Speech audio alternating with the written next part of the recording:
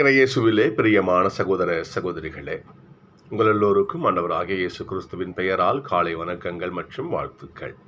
நான் உங்கள் அகஸ்டின் வேதியர். இன்று ஜூன் மாதம் 10ஆம் தேதி 2026ஆம் ஆண்டு. ஆண்டவரின் மடியில் 5 நிமிடங்கள். சகோதர சகோதரிகளே, ஆண்டவர் இயேசுனுடைய போதனை இது. ஒருவர் இரு தலைவர்களுக்கு பணி செய்ய முடியாது. ஒருவர் இரு முதலாளிகளுக்கு வேலை செய்ய முடியாது. யாராவது ஒருவர் நீ முடிவு செய்து கொள். இது ஆண்டவருடைய வார்த்தை. திருவெளிப்பாட்டில் இவ்வாறு வரும்: நீர் குளிர்ச்சியாகவும் இல்லை, சூடாகவும் இல்லை, எனவே நான் உன்னை துப்பிடுவேன், உமிஞ்சிடுவேன் என்று விவிலிய வார்த்தை உண்டு. இன்றைக்கு முதல் வாசகத்திலே எலியா வழியாக ஆண்டவர் சொல்றார், எத்தனை நாள் இரு மனத்தோராயிருப்பீர்கள்? நீங்கள் கடவுளை பின்பற்றணும்னா அவர் பின்னாடி போங்க, இல்லை பாகால பின்பற்றணும்னா பாகால பின்னாடி போங்க. கடவுள் யாரையும் கட்டாயப்படுத்துவது கிடையாது. அதனால் இரட்டை மனசு கொண்டவங்களா இருக்காதீங்க. பழைய இல்லையா ஆடையில புதிய துணி வச்சு ஒட்டு போடாதீங்க. பழைய தோல் பையில புது ரசத்தை ஊற்றி வைக்காதீங்க. ஒன்று பழசா இரு, இல்லை புதுசா இரு. ஒன்று அந்த பக்கம் இரு, இல்லை இந்த பக்கம் இரு. கடவுளுடைய வார்த்தை இது. சொல்களே, ஒரு முறை அன்பேத்துக்கு போயிருந்தபோது ஒரு சகோதரியை சந்திக்க வாய்ப்பு கிடைச்சிச்சு. அந்த சகோதரி சொன்னாங்க, நான் கேட்டேன், ஏம்மா போன வாரம் அன்பியத்துக்கு வரலையம்மா, என்னம்மா அப்படின்னு கேட்டேன். அந்த சகோதரி சொன்னாங்க, இல்லை பிரதர், பிள்ளைக்கு உடம்பு சரியில்லை, நான் மந்திரிக்கிறதுக்காக அங்கே கூட்டிகிட்டு போனேன்னு சொல்லிட்டு ஒரு ஒரு ஒரு கோயிலை சொன்னாங்க. கிறிஸ்துவர், கத்தோலிக்க கிறிஸ்தவர், அவர் வேறு கோயிலை நாடி போய் பிள்ளையை மந்திரிச்சிட்டு வர்றார். ஸோ அவங்களுடைய விசுவாசத்தை பார்க்கணும். நாம் கடவுள் இப்படிப்பட்ட இவ்வாறான காரியங்களை ஆண்டு அருவருக்கிறார். ஒன்று சூடாயிரு, இல்லை குளிர்ச்சியாயிரு. ஒன்று இந்த முதலாளி கூட இரு, இல்லை அந்த முதலாளி கூட இரு. ஒரே மனதாயிரு. ஆண்டவர்கிட்ட இரு, இல்லை ஆண்டவர்கிட்ட விலகி இரு. வேறு பாகால் தெய்வத்துன்னு இரு, தப்பு இல்லை, இரு. உன் இஷ்டம், உன் விருப்பம். 2 மனசு கொண்டு இருக்காது. நம்முடைய ஆண்டவர் யார்? அவருடைய வல்லமை என்ன? இன்றைக்கு வாசகம் பாருங்க பாப்பா. இன்னைக்கு எல்லாம் கத்துறாங்க, பாகாலே வா, பாகாலே வா, பாகாலே வா.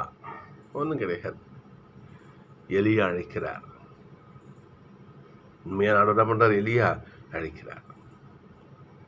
காலிலேருந்து கத்துறாங்க, மதியம் கத்துறாங்க, சாயந்தரத்துன்னு கத்துறாங்க. ஒன்றும் கிடையாது.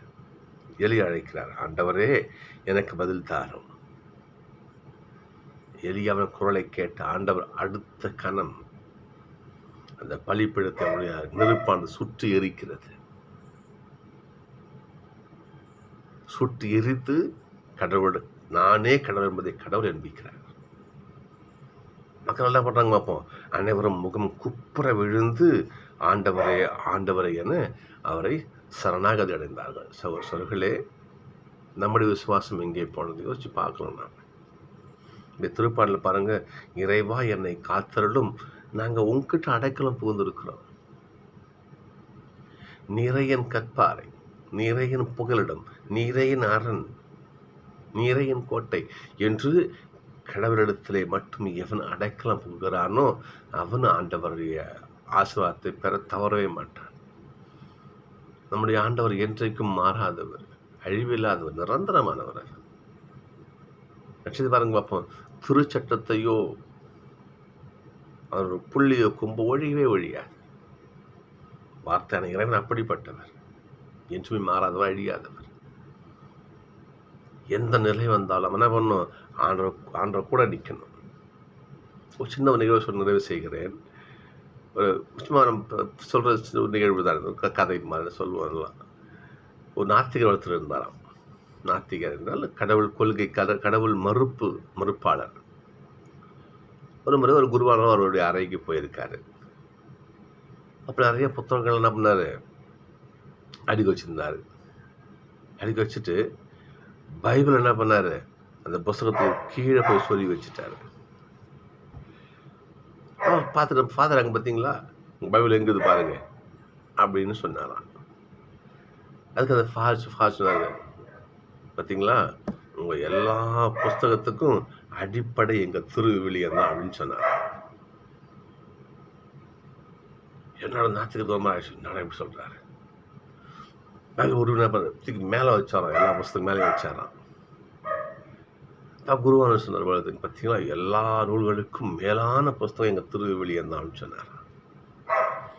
என்னடா நான் மனுஷன் அப்படி சொல்லிட்டாரே சொல்லிட்டு பைபிள் தூக்கி இடையில சொல்லி வச்சாராம். அப்போது ஃபாதர் சொன்னாராம், பார்த்தீங்களா அனைத்து புத்தகங்களுக்கும் மையம் எங்கள் திருவிவிலியம் தான் சொன்னார். சர்களே, எந்த நிலையிலும் நம்முடைய ஆண்டவர் விட்டு கொடுக்கப்படாது. என் ஆண்டவர், அவரே என் அரண், அவரே என் மீட்பு, அவரே என் கோட்டை, அவரே என் புகலிடம் என்று ஆண்டவருடைய திருக்கரத்தை விடாமல் எவன் பற்றி கொண்டிருக்கிறானோ அவனுக்கு இறையாசி மழை போல பொழியும். ஆண்டோடைய அருள் அதாவது மழை போல ஆண்டோடைய ஆசிர் பொழியும், அருள் பொழியும். நம்புவோம், விசுவாசிப்போம், சந்திப்போம்.